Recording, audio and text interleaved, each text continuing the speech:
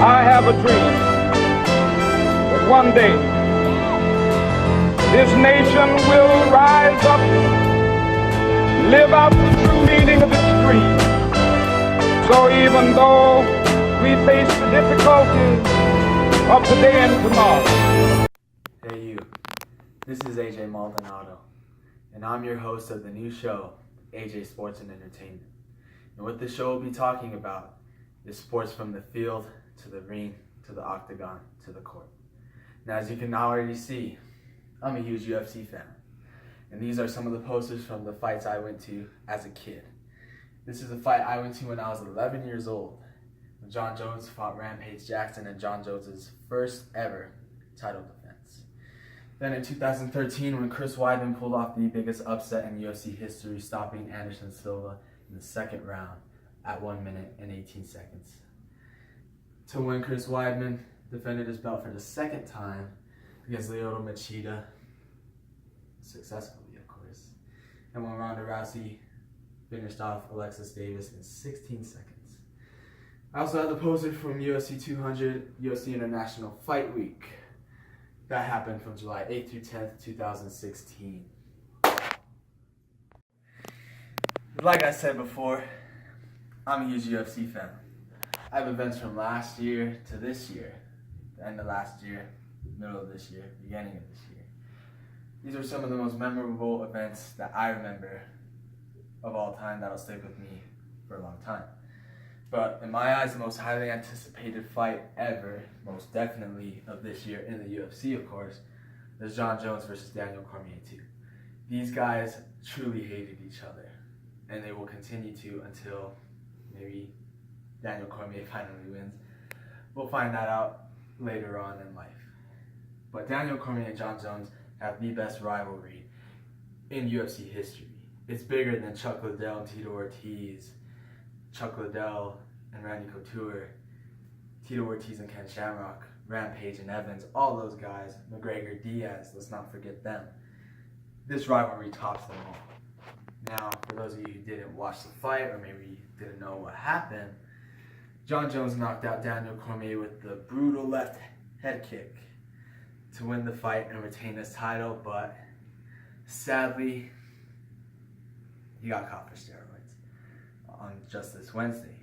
Just recently, UFC has not yet released word on whether they're going to vacate the title from him, and it's not heard of what's going to happen to him. USADA still has to test him for a B sample. We'll continue to find more about his story a little later. Now, this poster right here, it has all the posters from UFC 1 to 200.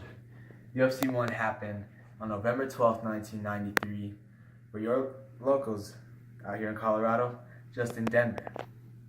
As UFC 200 happened in Las Vegas, which soon became the fight capital of the world for the sport of mixed martial arts. What all these posters represent is lifetime of memories for me. And the biggest event in my eyes is this right here. When Conor McGregor knocked out Jose Aldo, who was undefeated for 10 years in 13 seconds, holding a new record. Now, of course, McGregor's fighting this weekend, which, if it wasn't for this fight, he wouldn't be in the position he is in now, and he most definitely wouldn't be in the position to fight Floyd Mayweather, which I will continue to talk about later on in the show.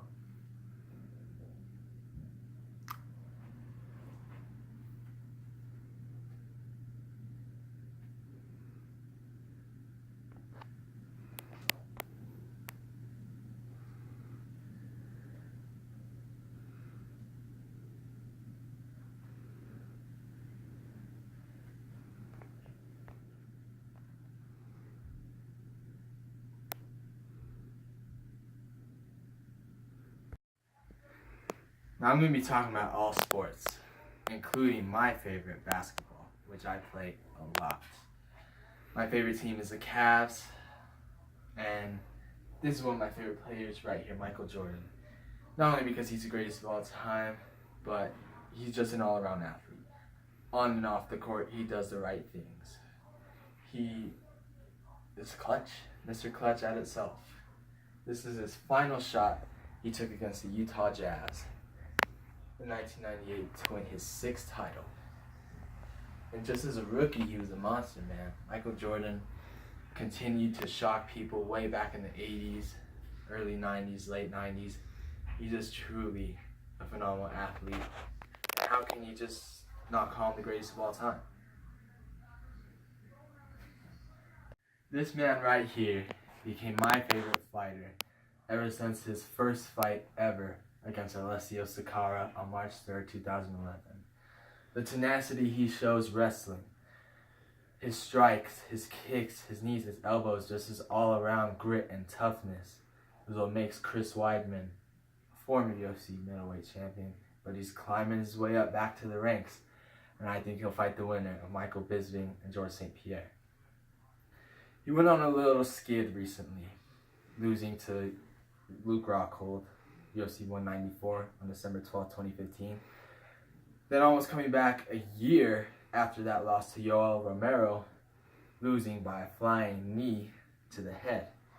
Then lost to Gegard Mousasi, who's no longer with the promotion now. But then fought back just a couple of weeks ago against Kelvin Gastelum, winning that fight by arm triangle in the 4th round. He's been my hero. I even have a picture with him, 2 pictures with him, one from 2015 when he was the champ, and from 2016 when he wasn't. But he'll always be a champ to me. He's one of my heroes because he defeated the greatest of all time, Anderson Silva.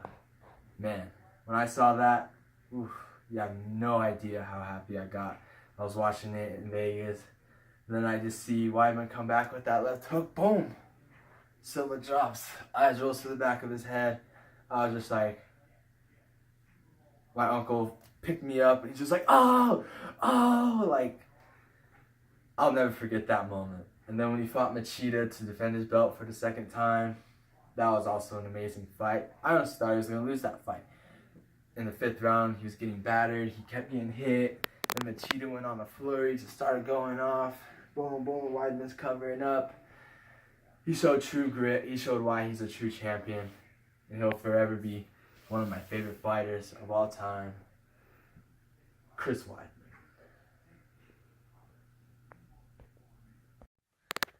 This man right here, the brash, the confident, the humble, the first ever 2-weight world champion in UFC history, the notorious Conor McGregor. This man right here has that aura of invincibility. He has a nation behind him. He has the tattoos, the unique tattoos. He has the resume behind him. He has the country behind him. He has so many things that other fighters just don't have. Guys wish to be him. And that's why in the UFC, I just believe Conor McGregor is the guy to watch. You put on any other guys, they bring draws, but not as big as this man will. And I believe if he weren't as cocky as he was, as confident as he was, people think he's cocky, of course, he wouldn't be fighting Floyd Mayweather this weekend. It's a clash of auras. It's a clash of titanic egos. I believe this man will come out on top, pulling off the biggest upset in sports history. He has the power, he has the skills, he has the will. He uses the law of attraction, which, if you see it and you speak it, it'll happen. He has that famous saying, precision beats power and timing beats speed, which that will be the case this Saturday night. Conor McGregor also was the first fighter to hold 2 belts simultaneously. One right here, defeating Jose Aldo at UFC 194. So when he defeated Eddie Alvarez at UFC 205. But not only was that one of the best fights of the year on that card, you also had Tyron Woodley facing Stephen Wonderboy Thompson. Man, that fight was truly insane. I was on the edge of my seat the whole time. When Wonderboy lost round 1 to when he just came back, started popping Tyron Woodley just like that, boom. So when he got dropped right in the 4th round and Tyron Woodley had that guillotine hanging on for dear life. Yet, Stephen Thompson wouldn't tap. And then came back in the 5th round, just pepping him up more. my eyes, I thought he won, but a draw will work for me. Then Joanna Jędrzejczyk taking on Karolina Kowalkiewicz. That fight was a good fight too. Not only was it good from Joanna's amazing skills of dominance, striking, but when Karolina caught her with a huge elbow that stumbled Jędrzejczyk, of course, she was able to prevail. She was able to fight through it, retained her title, and is still the strawweight championship.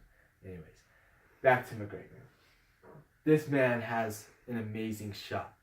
And for those analysts who say, oh, he don't really have a shot, they do know what they're talking about. But may I just say, the whole world is in for a rude awakening when this man steps in the boxing ring. One shot is all it takes him. And if you look back at some of his interviews, some of his fights, everything he says, he does. So what makes this fight with Floyd any different? I think he'll go out there. I think he'll knock him out inside 5 rounds. Of course, I'll talk about more of the fight later on in the week, including fight day just hours before the main card. I have a dream that one day this nation will rise up, live out the true meaning of its creed. So even though we face the difficulties of today and tomorrow, I still have a dream.